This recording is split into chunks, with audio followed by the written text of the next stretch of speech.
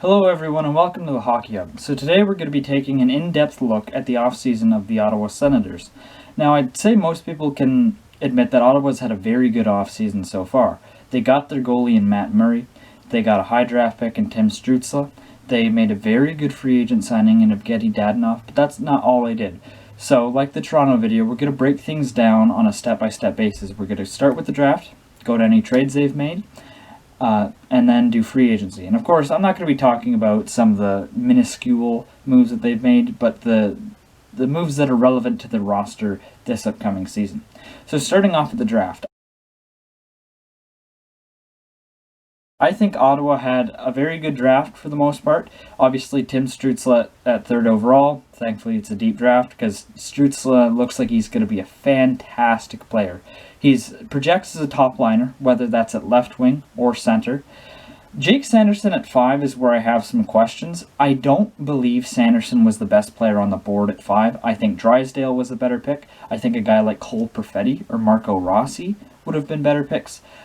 I know Sanderson projects as maybe a Josh Morrissey type, which would be fantastic for Ottawa, but I don't think he has the highest ceiling, maybe a higher floor, but I don't think he has the highest ceiling of the players that were available at 5. I do like getting Ridley Gregg at 28th overall, I believe it was. So overall, I think Ottawa did have a good draft. Divisive one, because yeah, a lot of people share the same opinions on the Sanderson draft pick as I do, so I would give Ottawa's draft probably an A-. Like, Sanderson still is going to be a very good NHL defenseman. I just don't know if it was the best pick. Stützle is going to be fantastic. Ridley Gregg projects as a good pick. So Ottawa's draft was pretty solid. Now, moving on to the trades they've made. They acquired Austin Watson for a draft pick from the Nashville Predators. I think that's a good move. A third liner, gets them closer to the cap floor. He's a good penalty killer. He's a grit guy. Provides some character for that team. So I think that's a good move. They traded for Eric Branson. I'm not a fan of that move at all for Ottawa, to be honest. They didn't even get back like a sweetener to take on Branson's contract. They gave up a draft pick just to take on Branson. Gudbransson's a bottom pair blue liner at best, and he's making over $4 million. So that, in my opinion, might have been Ottawa's worst move of the offseason, but it's not enough to bring their offseason down as a whole. Now, they made a trade that I really like in the Matt Murray deal. They gave up a prospect and a second-round draft pick for Matt Murray from the Pittsburgh Penguins. Murray is young enough that he should be able to bounce back. Pittsburgh fans are way too hard on him. Murray's got 2 Stanley Cups. He has been a solid goalie, not like a top 10, like numbers-wise, but he's been solid, and I think with very little pressure in Ottawa, he should probably have a bounce-back season. They signed him to a long-term deal, so he is their goaltender of the future. Well, goaltender for now, and he's young enough that he can still be there when Ottawa matures into this contender like they're supposed to become in 3 or 4 years.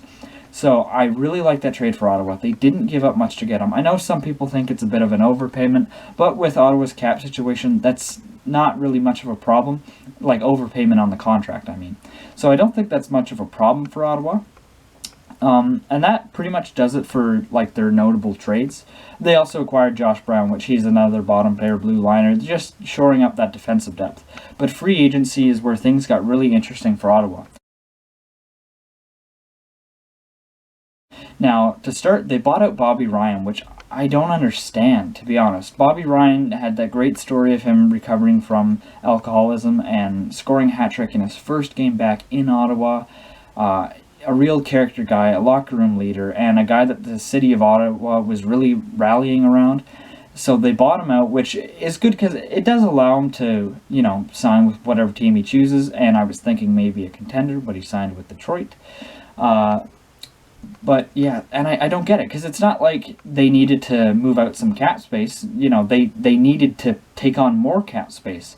So why did you buy out Bobby Ryan and trade for Eric Branson when you could have just, not bothered with Branson and kept Bobby Ryan? So I don't like the move of buying out Bobby Ryan.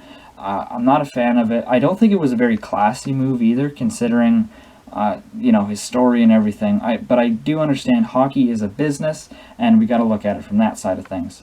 Now, they also didn't qualify Anthony Duclair, which is just mind-boggling to me. I get maybe they didn't want to pay him what he wants, but you could have still retained his RFA rights and traded him. If they knew this was going to happen, they should have traded him at the deadline. But instead, he's walked for nothing. And he's still a free agent, so maybe he could return to Ottawa, but it doesn't look likely at all. So that is another move that I'm not a fan of for Ottawa. They also didn't qualify Jace Howerluck, who ended up signing in Vancouver. Howerluck is a 13th forward or a 4th liner. It's not that big of a deal, but they could have kept him if you look at their forward depth. I think those are two guys they probably should have qualified. But their free agency itself, in my opinion, was really good. They got Evgeny Dadonov for a very good 3-year value contract.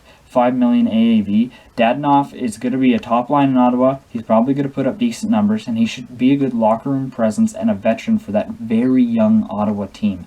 I love the move for Ottawa. They didn't have to overpay for him. Like, the contract itself is really good. Dadonov should fit in quite well in Ottawa. They also signed Alex Galchenyuk to a 1-year, $1,750,000 deal. I really like that move for Ottawa. It's one of those low-risk, high-reward things. I really think that Galchenyuk does have a chance to come back into his own with Ottawa. He's going to be given that opportunity. He's likely going to play on the power play, and maybe he'll be able to round out his game again and get back to that form that we saw in Montreal. Not a great player, but a guy who can get you 20 goals, and Ottawa needs those guys kind of desperately right now if they want to, get better and progress. So I think that's a low-risk, high-reward deal for them. As far as the guys that they let walk, they let Craig Anderson walk, which I think everybody saw coming. And it's kind of a shame because I'd say Craig Anderson is the best Ottawa Senators goaltender of all time. But everybody kind of knew this was coming. Anderson, if he plays next season, is probably going to be his last year. He's not the goaltender he was. And, maybe he can fail as a solid backup to a younger goalie. They also let Mark Borieski walk, which is kind of surprising to me. Because Borokop, as he's called in Ottawa, has kind of been the face of that franchise during this rebuild. He had that interview with their owner, Eugene Melnyk, and kind of been the guy of like, oh, well, everybody else left, but, Borokop's staying, and then he just didn't re-sign. He went to sign with Nashville, and I do think Nashville probably overpaid for him a bit, in my opinion, but Ottawa could have afforded to keep him, and maybe, obviously they got Gabranson, and maybe that kind of fills that role, but Boro was cheaper, he's homegrown talent, and I think he's a presence that Ottawa's really going to miss. So, I'm not a fan of letting him go for nothing. And Ron Hainsey left in free agency as well. I don't think that's that big of a deal. They could have traded him at the deadline, but they kept him around for a veteran presence. I think that's fine. Letting him walk in free agency isn't that big of a deal when, you traded for a guy like Josh Brown, who should replace that role for Ottawa.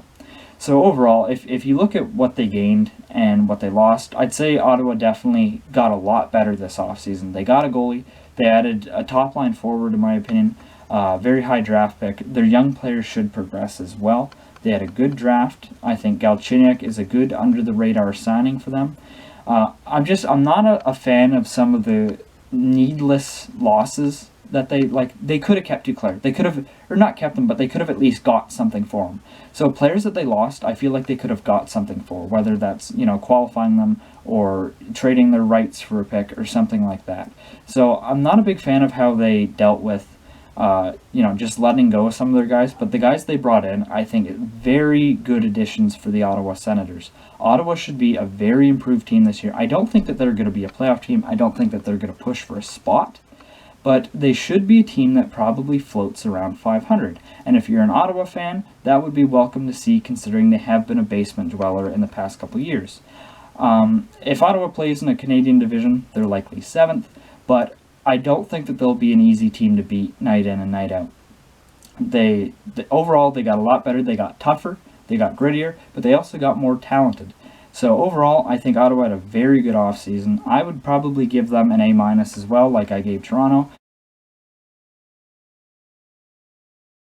The only thing that holds Ottawa back from, being an A or an A+ is, I'm not a fan of losing Duclair for nothing, of buying out Bobby Ryan, those types of things. But overall, they had a very good offseason, and Sens fans should be cautiously optimistic for them this year, and then the year after, maybe Ottawa could push for a playoff spot. It would be welcome to see. But that does it for today's video. I appreciate you guys watching till the end.